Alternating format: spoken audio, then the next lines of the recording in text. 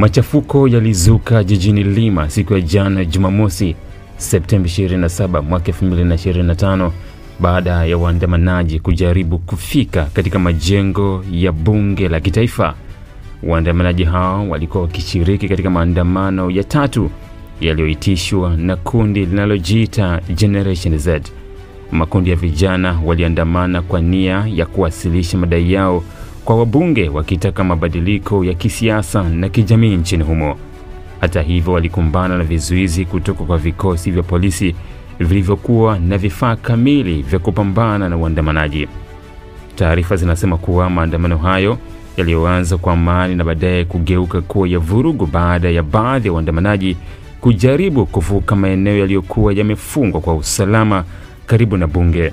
Polisi walitumia mabomu ya machozi na maji ya kuwasha kuwatawanya waandamanaji, huko baadhi yao wakiripotiwa kujeruhiwa. Kundi la Generation Z linaloundwa na vijana wa kizazi kipya limekuwa mstari wa mbele katika kuandaa maandamano haya, likidai kupinga ufisadi, ukosefu wa ajira, ukosefu wa uwajibikaji miongoni mwa viongozi wa kisiasa.